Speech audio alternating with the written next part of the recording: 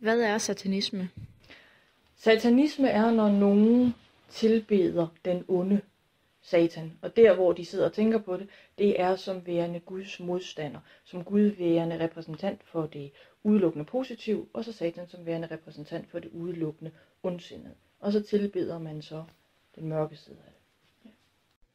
Hvordan ser du på satanismen? Som spild af tid.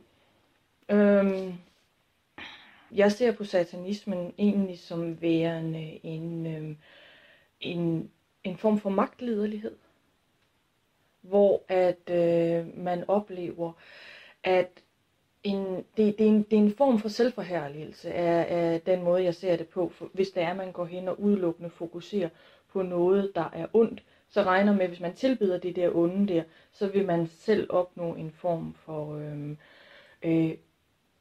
magt, onden, smykke som er lånte fjer, vil jeg kalde det. At nu tilbeder jeg noget, der er super ondt, så vil jeg også selv få de kræfter, jeg tilkender onde. Hvorfor tror du, at nogle mennesker vælger at konvertere religion til satanismen?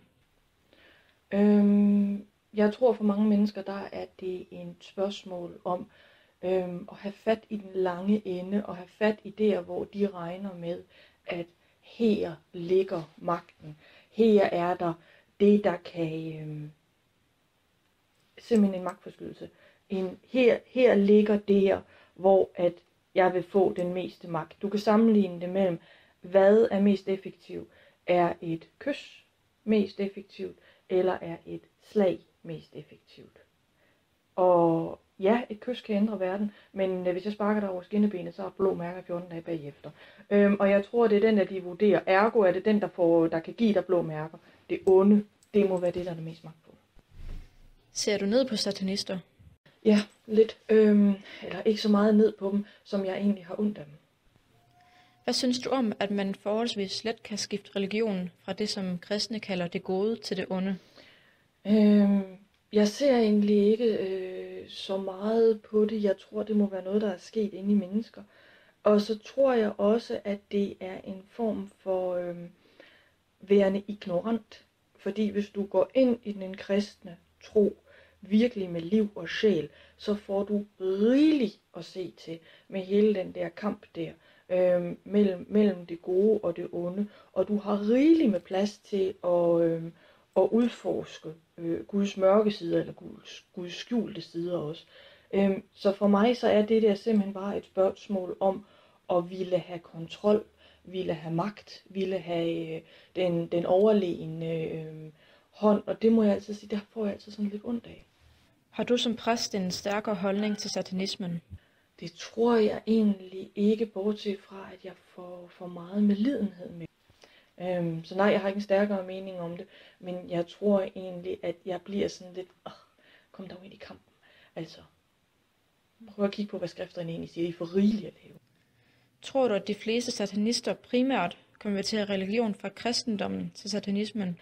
Jeg tror ikke nødvendigvis, du kan gå ind og pege en finger på, at det her det er primært kristne, der konverterer til satanismen. Men jeg tror, at vi vil altid flirte med den. Men jeg tror, der er lige så mange fra de andre religioner, der sidder og kigger efter, hvor er det, jeg kan få den største magtfølelse. Hvorfor tror du, at mange folk ser satanismen som noget ondt i forhold til kristendommen? Det er, fordi de ønsker det også. Altså, det er jo satanismens ønske at gå hen og tage fat i den forestilling om, jamen, vi tilbeder det onde, ergo er vi onde, ergo skal du være bange for mig. At jeg har fanden i den anden hånd, og jeg kan gøre noget ondt for dit liv. Det er simpelthen et spørgsmål om trussel. Der er et gammelt ordsprog, der hedder, hvis jeg ikke kan være elsket, så vil jeg være frygtet. Hvis jeg ikke kan være frygtet, så vil jeg være hadet. Der er ikke ret meget kærlighed at finde i det der, men der er enormt meget frygt. Accepterer Gud satanister? Jeg tror, Gud accepterer os alle sammen. Jeg tror ikke altid, han bryder sig om det. Og jeg tror, der er en enorm sorg i at se mennesker gøre nogen eller noget ondt. Det første og det fremmeste bud her, det er, at du skal elske de andre som dig selv. Og du skal elske Herren. Og den måde, du gør det på, det er ved at være god ved andre. Det er ved at fremme den andens liv.